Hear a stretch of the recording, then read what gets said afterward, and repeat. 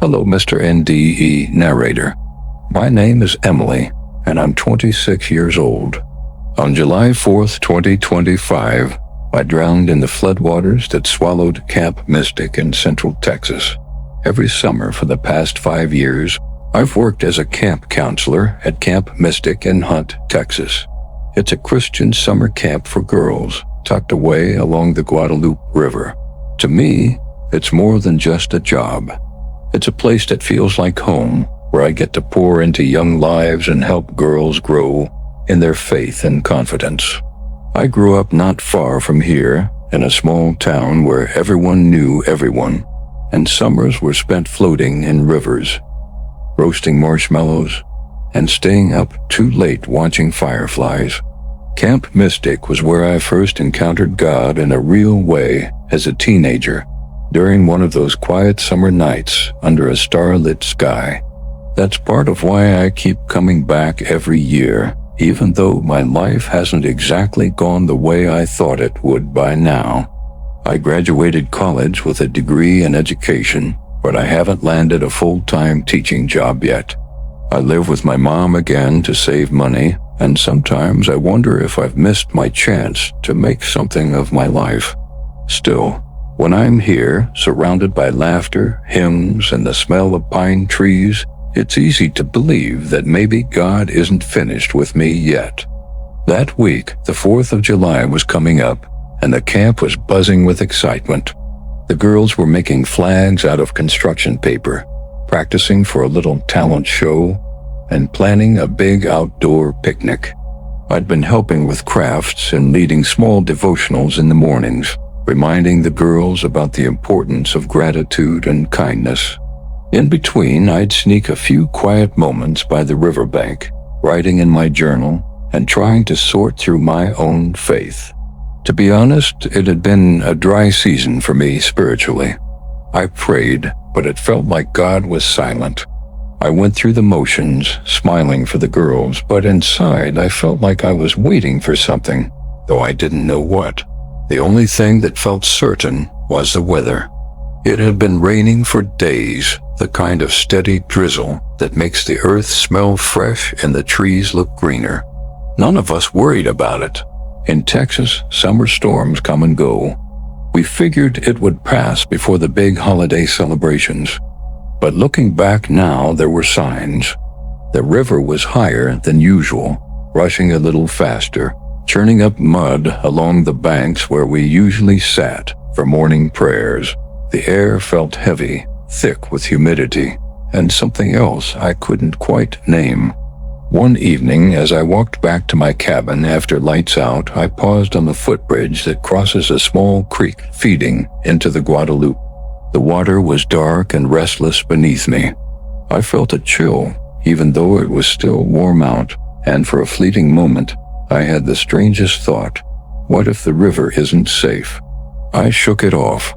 After all, Camp Mystic had been here for decades, weathering countless Texas storms. The idea of danger seemed far away, but deep down I couldn't shake the uneasy feeling settling in my chest as I watched the water swirl like a restless animal in the night. The morning of July 4th started like any other at Camp Mystic, and no one could have guessed how it would end. I woke up early, just as the first light of dawn crept across the sky, painting everything in soft shades of pink and orange. The air smelled damp, heavy with the scent of wet grass and river water. The sound of birdsong mixed with the faint laughter of a few girls already awake and whispering in their cabins. After a light breakfast of eggs and toast in the dining hall, the girls were buzzing with excitement for the day ahead.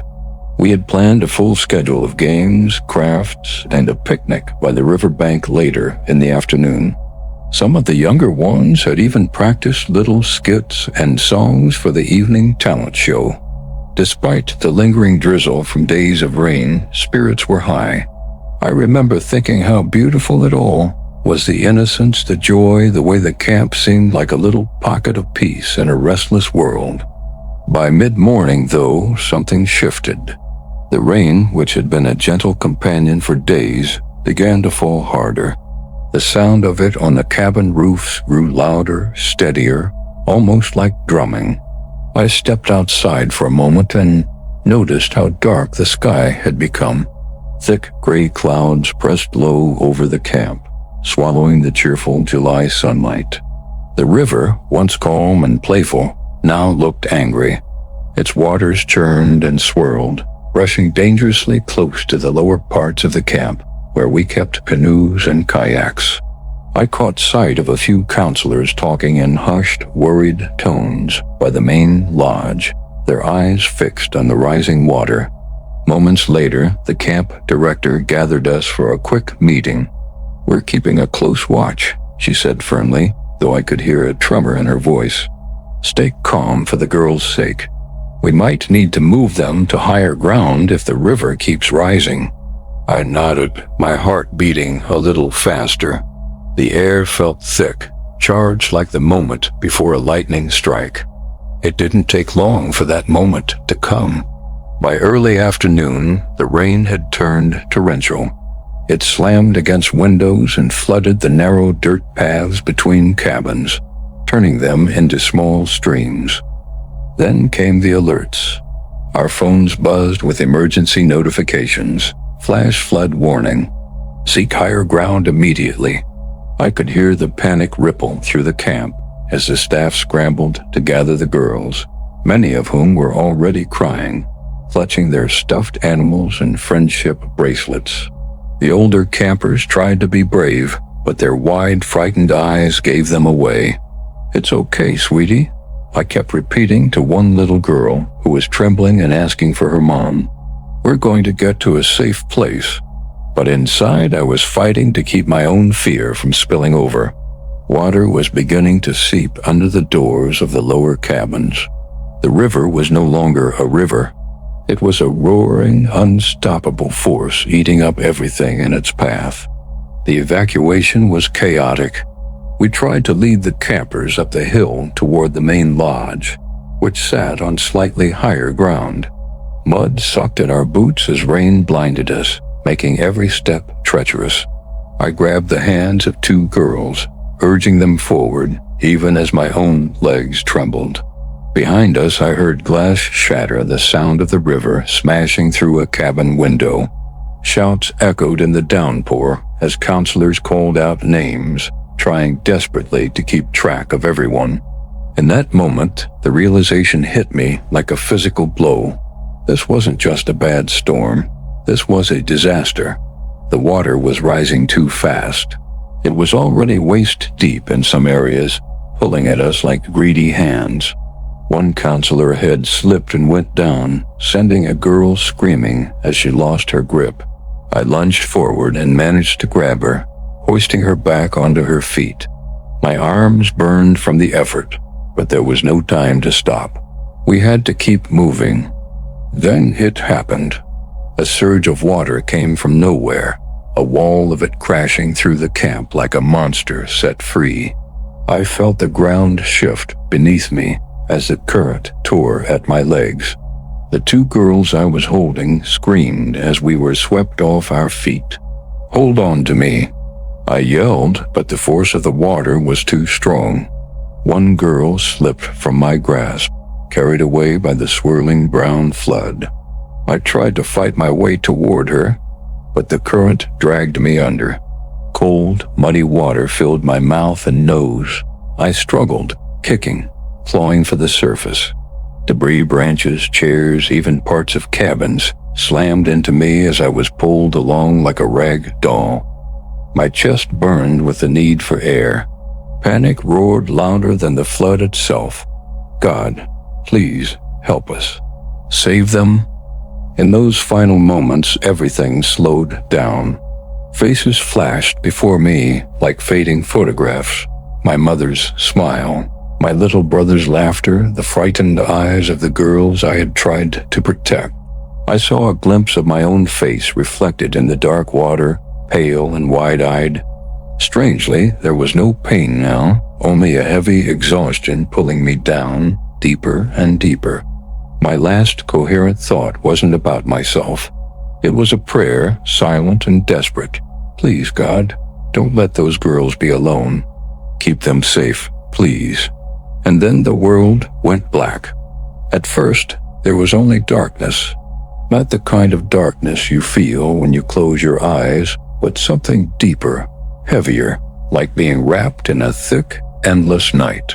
There was no sound, no sense of my body. It was as if I had fallen out of existence.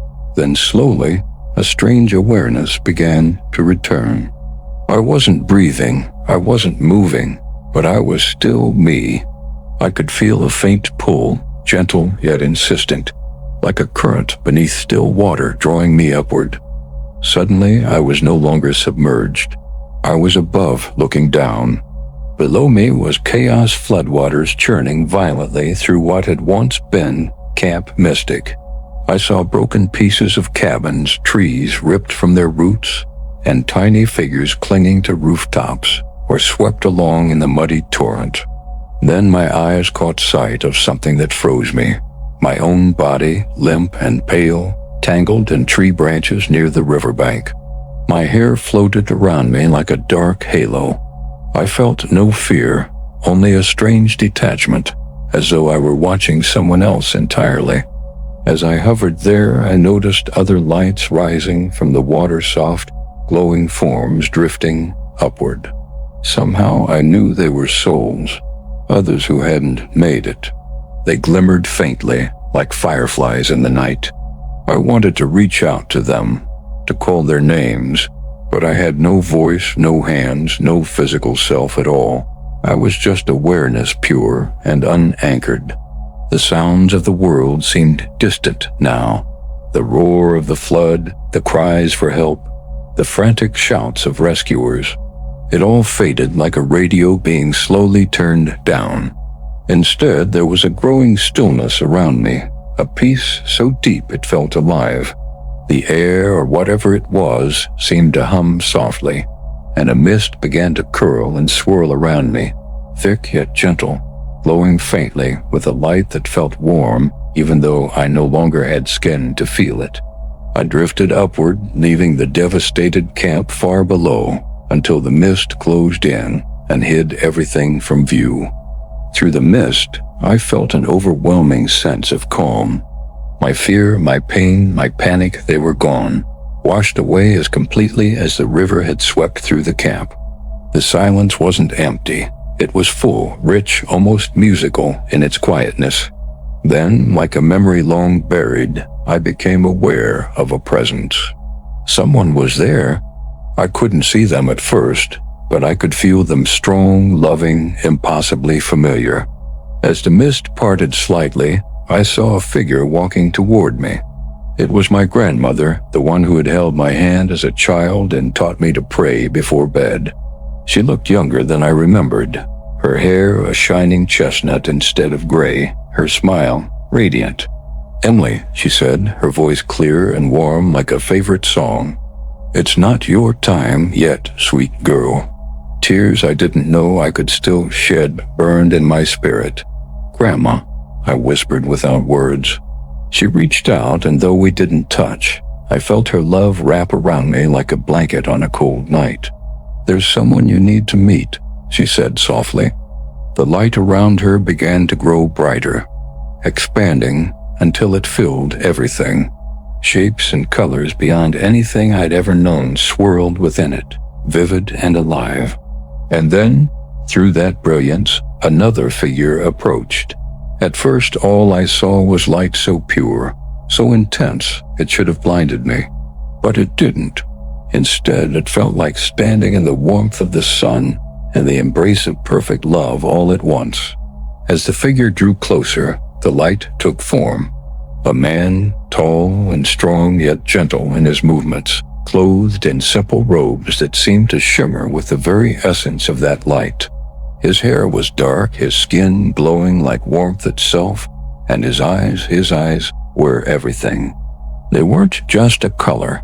They were oceans of compassion, depths of wisdom, fire and water and peace all at once. When he looked at me, I felt completely seen, completely known, yet not judged. Every mistake I had ever made, every hidden fear, every unspoken prayer. He saw it all and loved me still. I couldn't stand.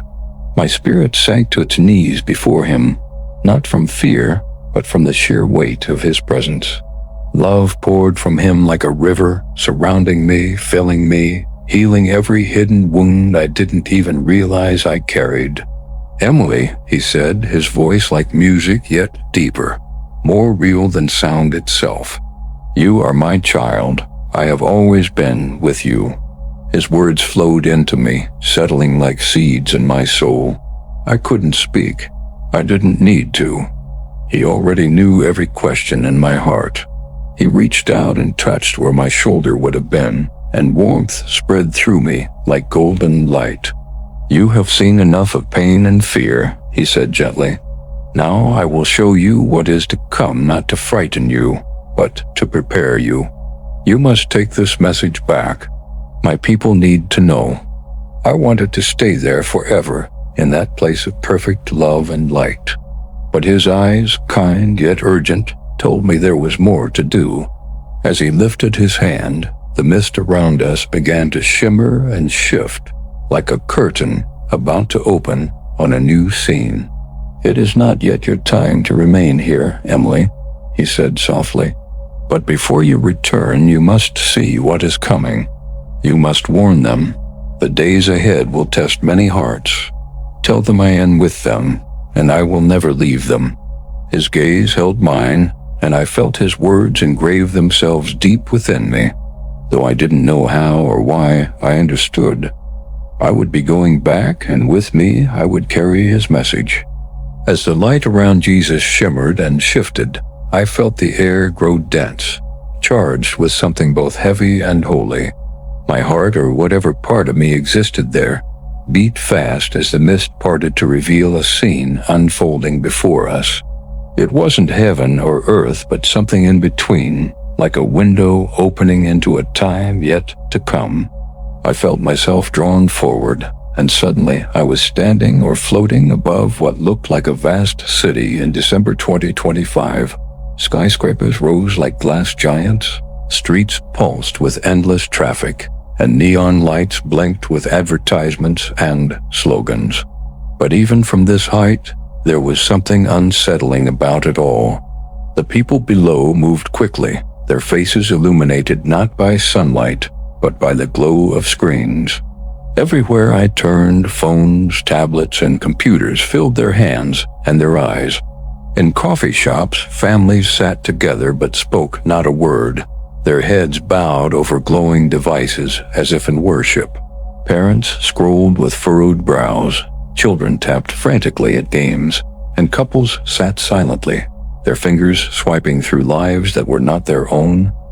I drifted closer, and the noise became clearer, not the natural sounds of laughter, conversation, or music, but a constant hum of alerts, ringtones, and notifications. It was deafening in its own way, drowning out everything else.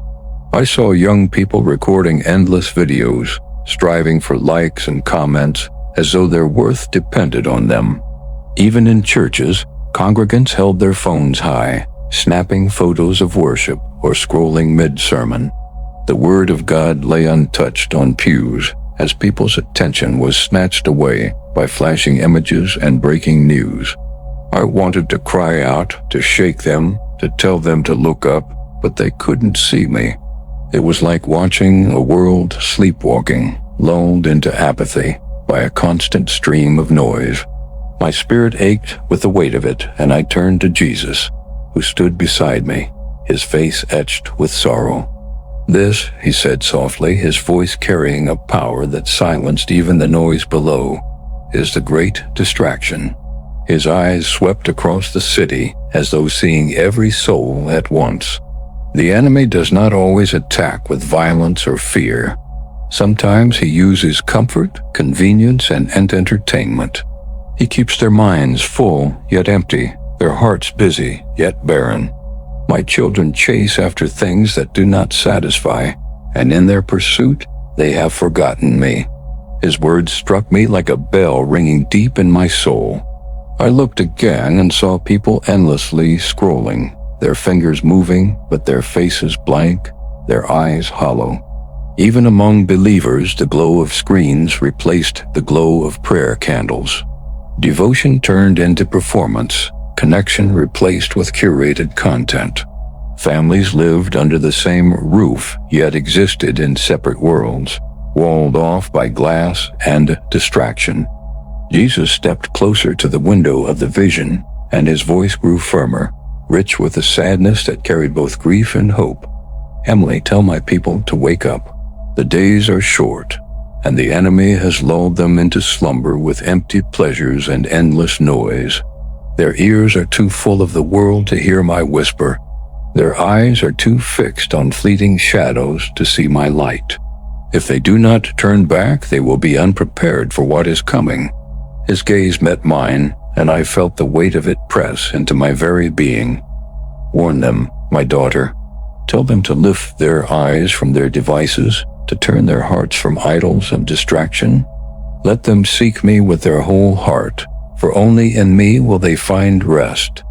The scene shifted slightly, zooming in on a home where a family of 4 sat in their living room. The father scrolled through political news, his face hard with anger. The mother browsed online stores, her eyes glazed with longing for things she couldn't afford. The teenage son was locked away in his room, headphones on, eyes glued to a violent game. The youngest daughter lay on the couch, absorbed in a cartoon on her tablet, its messages subtle yet corrosive. Though they were only feet apart, an ocean of silence and separation hung between them. Dark, smoky tendrils curled from their devices, slithering like snakes around their wrists, necks, and hearts. I gasped. "They are not chained," Jesus said gently, "but they live as though they are." I wanted to scream, to warn them, but no sound would come. Then, faintly, I saw something small and bright, a Bible tucked under the coffee table, forgotten and gathering dust. From it, a tiny flicker of light pulsed weakly, like a heartbeat struggling to survive. "It only takes one spark," Jesus said, his eyes never leaving mine. "One prayer, one moment of surrender to break through the darkness, but they must choose. I will never force their hearts to me." His words sank deep, and I felt both sorrow and urgency burn like fire in my chest. The enemy's strategy was so simple, yet so devastating: keep them distracted, keep them busy, and they would never realize how empty they had become. As the vision began to fade, Jesus laid a hand where my shoulder would have been, and I felt strength flow through me like warm oil. His eyes held mine, and his voice rang out like a bell across eternity. "Tell them, Emily. Tell my people to fix their eyes on me, to turn off the noise and seek the stillness where I can speak. For in the quiet, they will hear my call. In the stillness, they will find my peace." The light around us pulsed softly, and I knew this was only the first of many things he would show me. My heart trembled, not with fear, but with the weight of the message. I nodded without words, and the vision dissolved, replaced again by the soft mist and warm glow of his presence. As the first vision faded, I found myself once again standing in the soft glow of Jesus' presence. His eyes held a depth I cannot put into words, compassion and sorrow mixed with a fierce determination. Without speaking, he lifted his hand slightly, and the light around us began to swirl and reshape. I felt a sense of gravity pull at my spirit, a knowing that what I was about to see would be heavier than anything before. Then, like a curtain tearing open, a new scene appeared before us. It was December 2025, but this time the world looked different. Gone were the neon lights and busy streets of the first vision. Instead, I saw cities dark and silent. Buildings stood like empty shells. Streets once filled with cars were now littered with debris. The silence was broken only by distant cries and the crackling of fires burning unchecked. I saw people huddled in small groups, their faces hollow with fear and hunger. I looked closer and realized the reason for the stillness. The power grids had failed. Entire countries sat in darkness, their bright lights extinguished.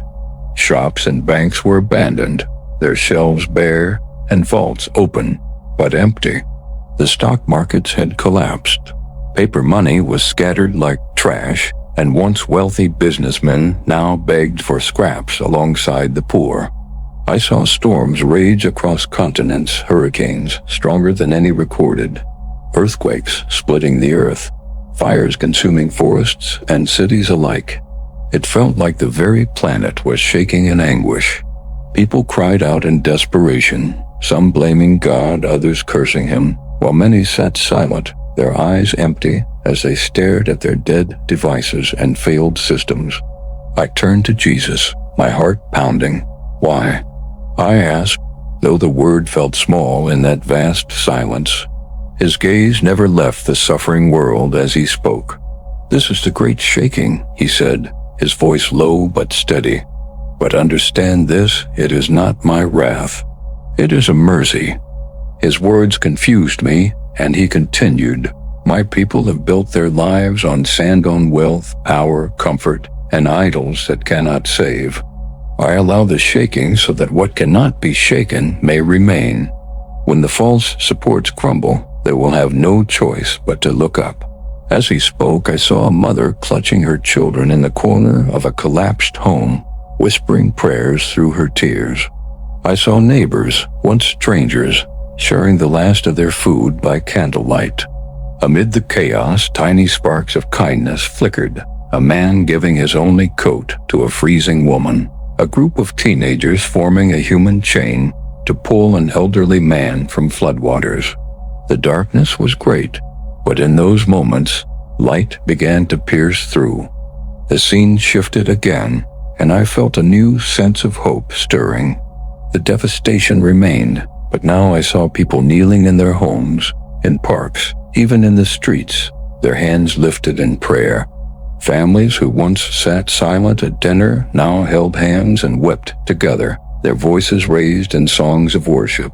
Communities gathered under open skies to share bread and scripture, their faith no longer confined to buildings, but alive and breathing in every word, every act of love.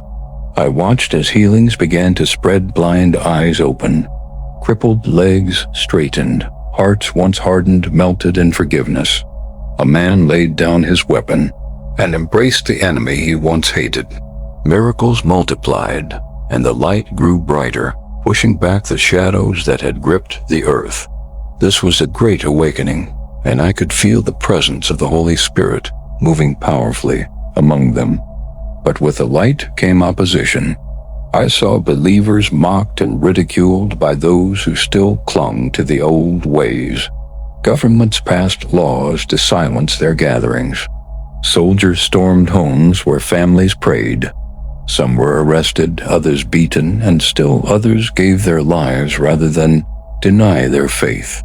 Yet even in persecution, their faces shone with unshakable joy. They sang hymns through their tears, their voices carrying like a beacon into the dark. I turned to Jesus, my chest tight with both sorrow and awe. "Their suffering," I whispered. "Why does it have to be this way?" His eyes met mine, and in them I saw both the pain of the cross and the triumph of the resurrection. "The cost of following me will grow," he said gently, "but so will the reward. Those who endure will wear crowns of glory that cannot be taken away." As his words settled in my spirit, I watched as the light spread further, touching even the most unlikely places. Nightclubs turned into worship halls, prisons filled with songs of freedom, hospitals echoing with testimonies of healing. The fire of revival leapt from nation to nation, unstoppable, fueled by hearts finally surrendered to God. For every soul that fell in persecution, 10 more rose in faith. The enemy raged, but he could not extinguish what had been ignited. "This is what I long for," Jesus said, his voice filled with longing. "A people fully alive, fully awake, ready for my return. But they must choose me over the world, even when the world rejects them." The vision began to fade.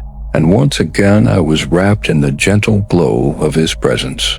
My heart felt heavy with what I had seen, the shaking, the awakening, the joy, and the cost. Jesus placed his hand over my chest, and I felt strength pour into me, like fire warming the coldest parts of my soul. "You must tell them," he said softly. "Warn them of the shaking, but give them hope for the awakening. Let them know I am not absent in their trials.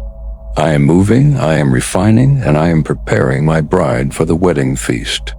I nodded, my voice still lost in the weight of his words, but in my heart I whispered, "I will." The light around us grew brighter, almost blinding in its intensity, but it didn't hurt my eyes. Instead, it felt warm, like standing in the embrace of 1,000 suns. Jesus' hand still rested over my chest as the air shifted with a new sense of power, one that made my spirit tremble with awe.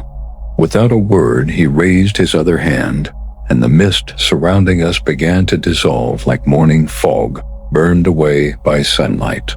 The scene before us unfolded slowly at first, then with breathtaking speed.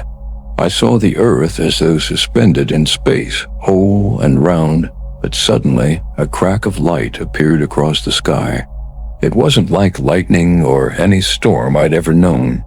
This light tore through the heavens itself, splitting the sky from one end to the other, with such force that the entire world seemed to hold its breath. As the crack widened, brilliance poured through, spilling into the darkness below.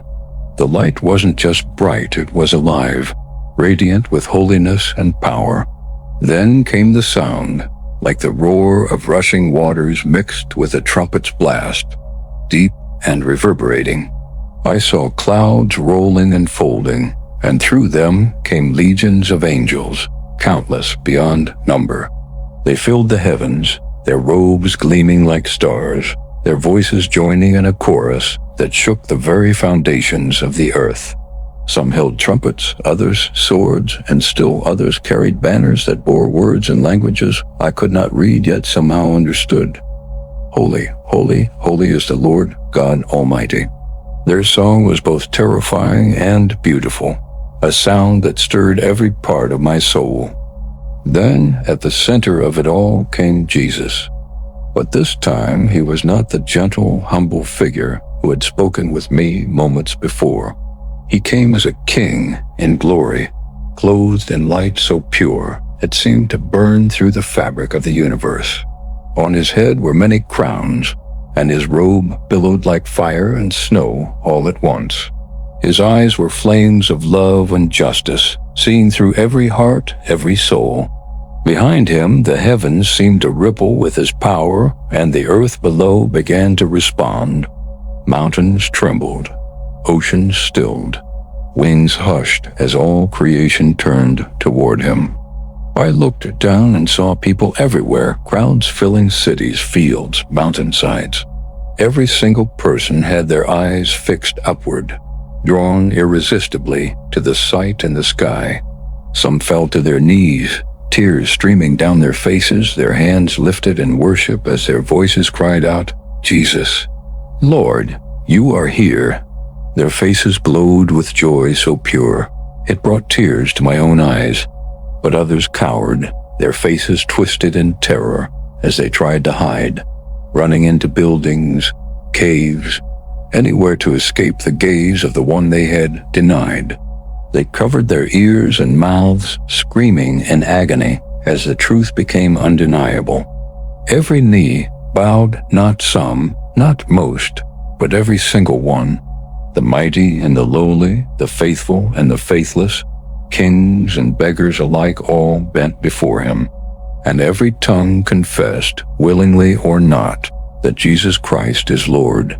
I felt the weight of that moment press into me, so heavy and holy I could barely keep my spirit upright.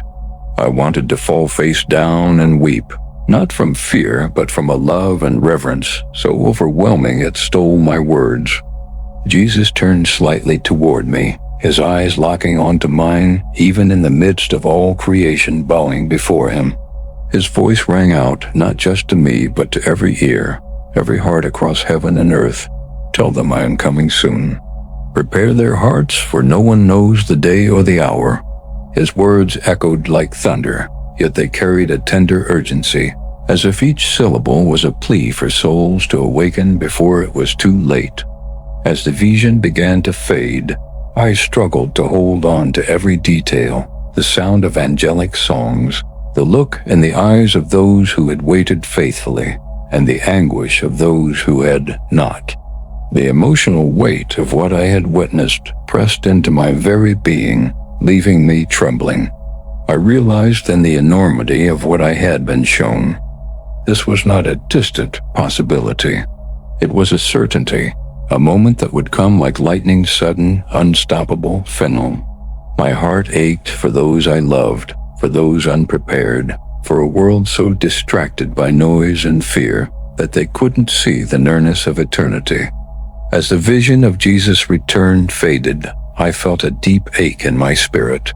The light around me softened, but the weight of what I had seen remained heavy in my chest. I turned to him, my voice breaking though I had no actual breath to speak. Please, don't send me back. Let me stay here. The thought of leaving the perfect peace, the love that radiated like the sun itself, was unbearable. I wanted to stay in this place where there was no pain, no fear, no loss.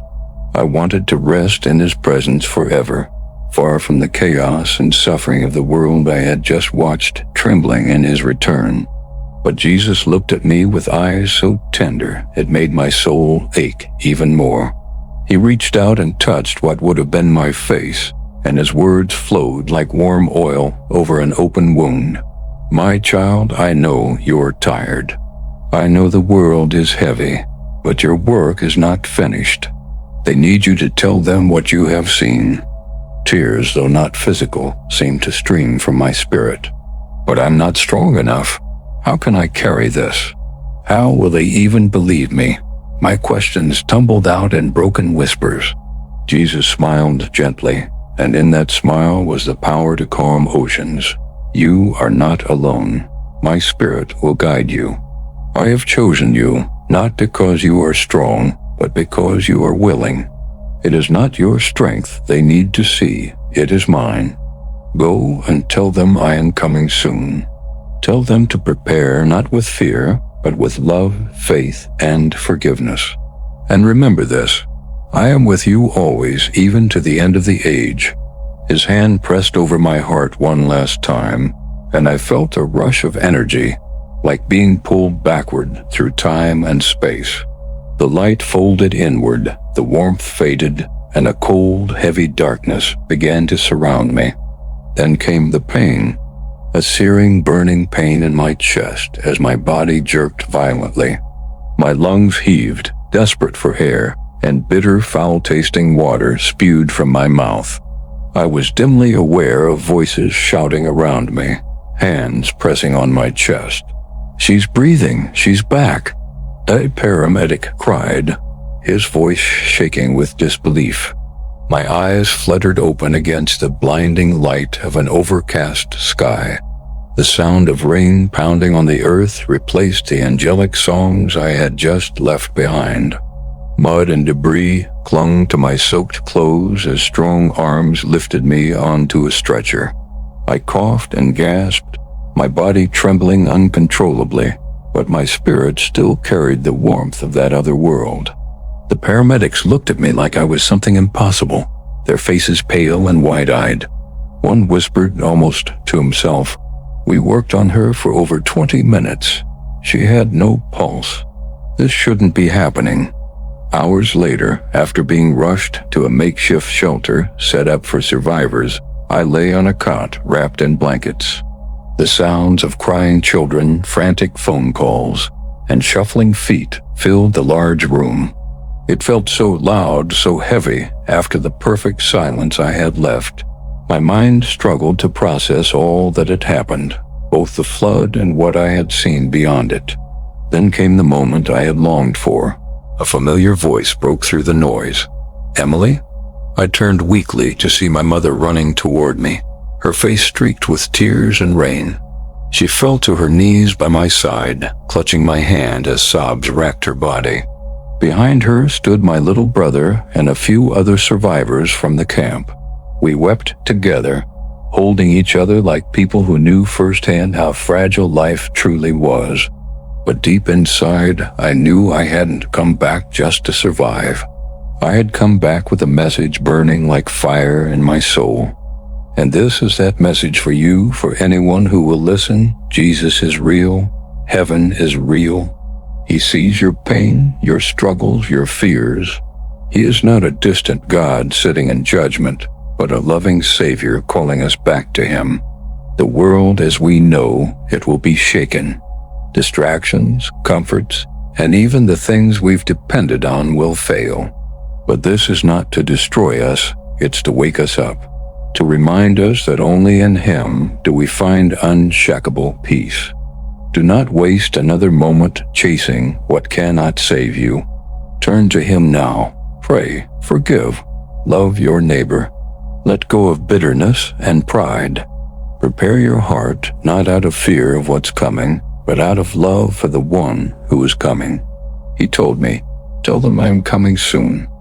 And I am telling you, please listen while there is still time.